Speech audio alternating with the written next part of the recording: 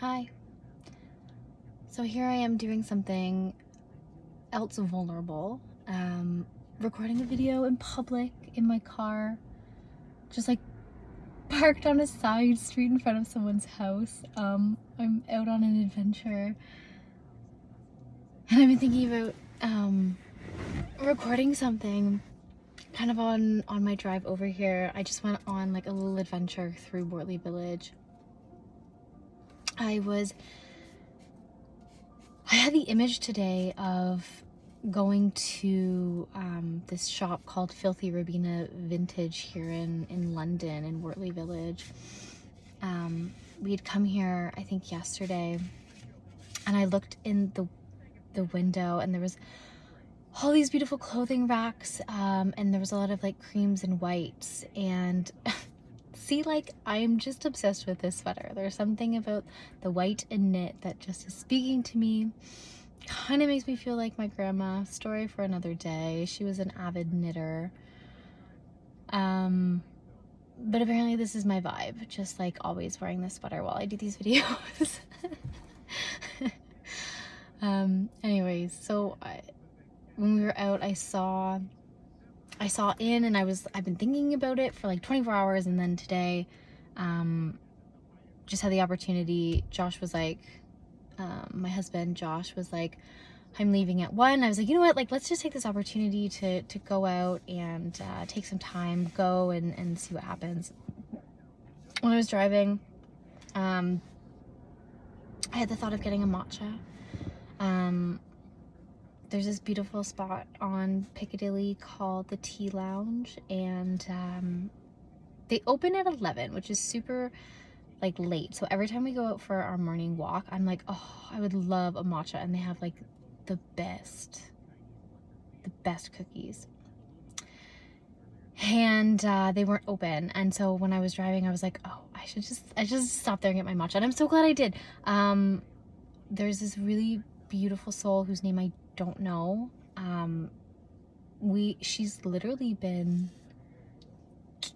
she's been like working there, serving us, I guess you could say, for quite a few years. We go sporadically, a lot more in the recent future, in the recent past. And she's just so sweet, and we had a beautiful conversation, and I as we always do, and it's okay.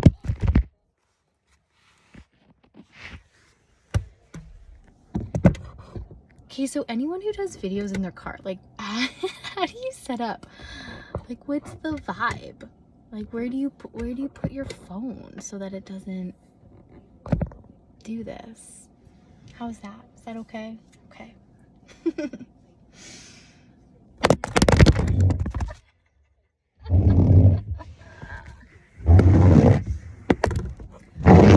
Y'all, it's a stormy day. The rains are coming.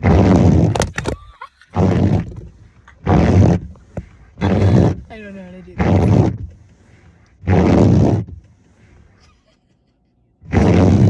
Stop.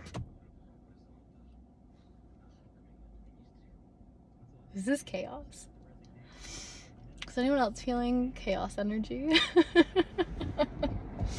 Okay, anyways, focus, concentration.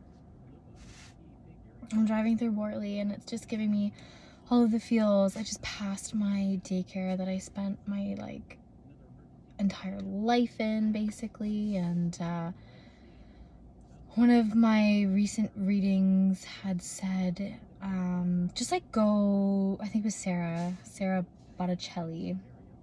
Love her. No, I can't do it. I can't do accents. I'm so sorry. I love the way that she says her name. Oh gosh. Okay, so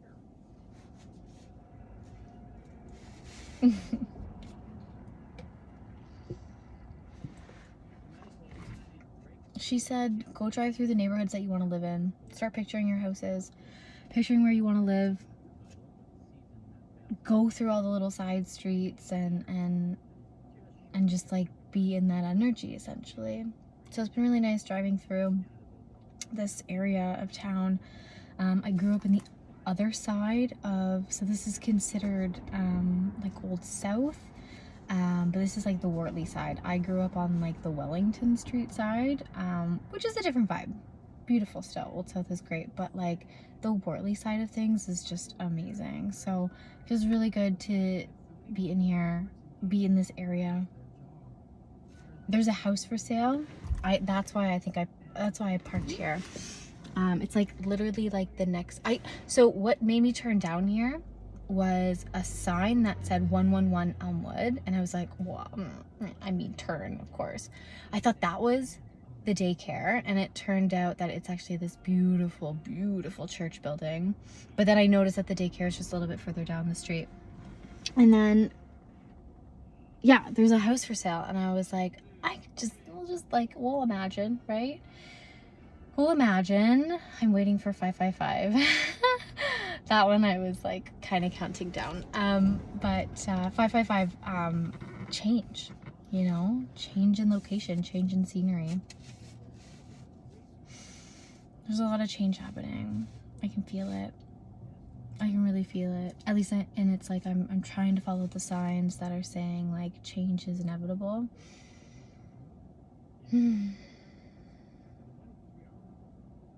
It's such a beautiful day. Just like the clearest blue sky. The trees are just rustling in the wind.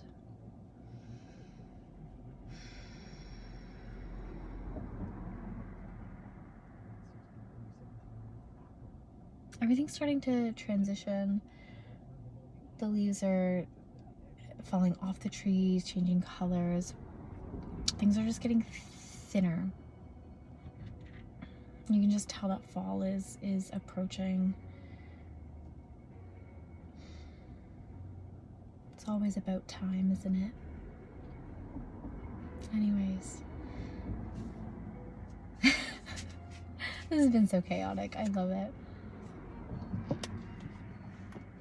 So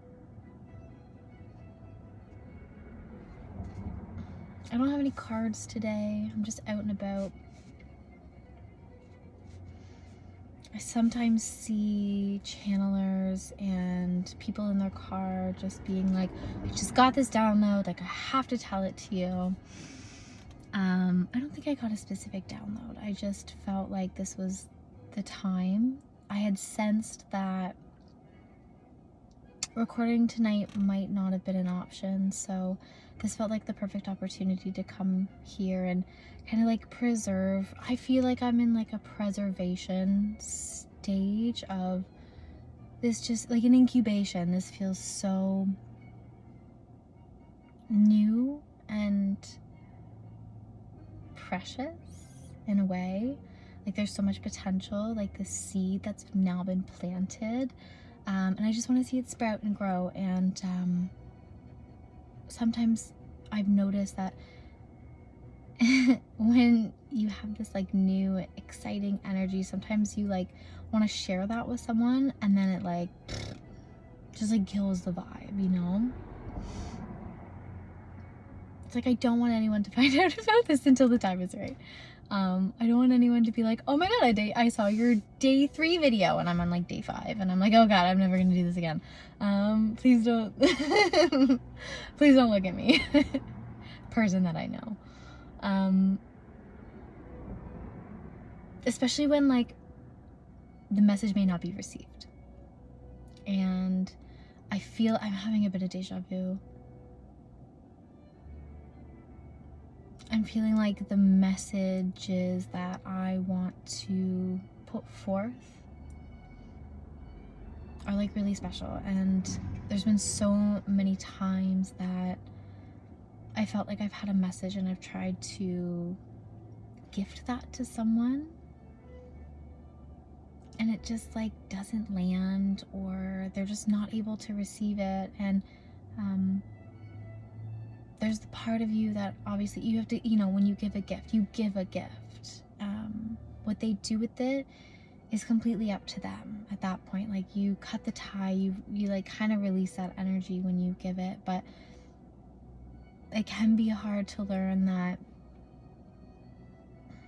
especially when it comes to pieces of like wisdom that you have in your own life, and like pieces of this universal truth. I think we all have the capacity to understand it, but you have to be ready to receive it.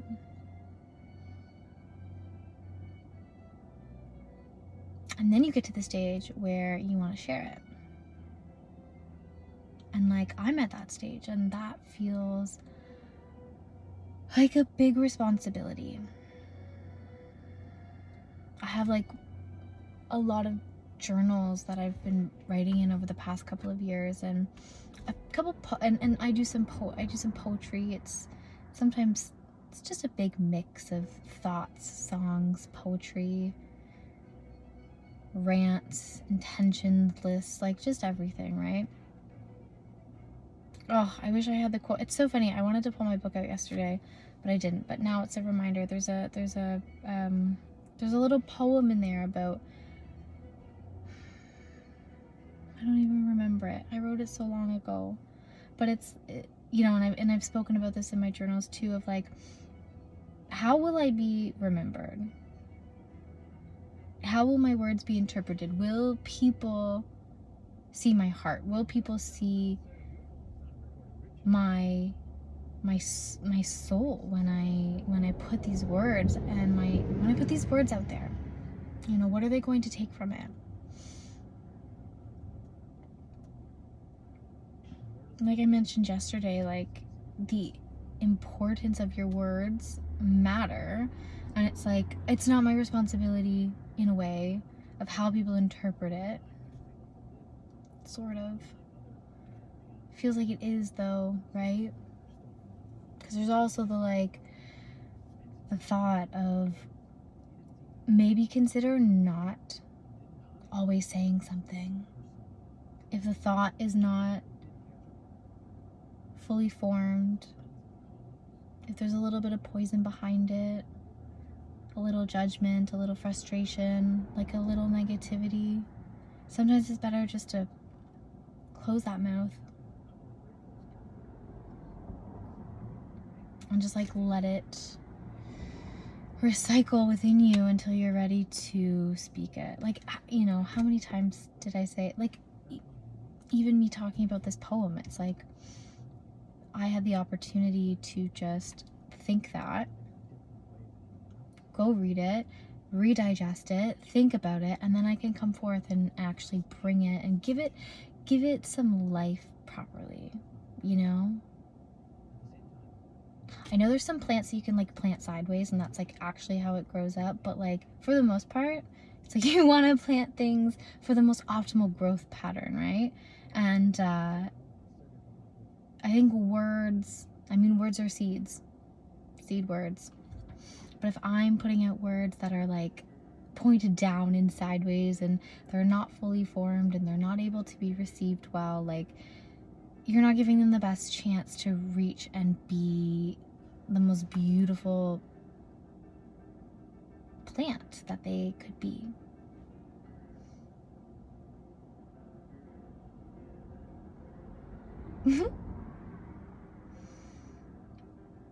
mm. 12:12 on the actual clock. I gotta get home soon, but I still want to go check out Filthy Robina, so I'm gonna go drive there now and continue to dream about my most optimal future timeline. Bye.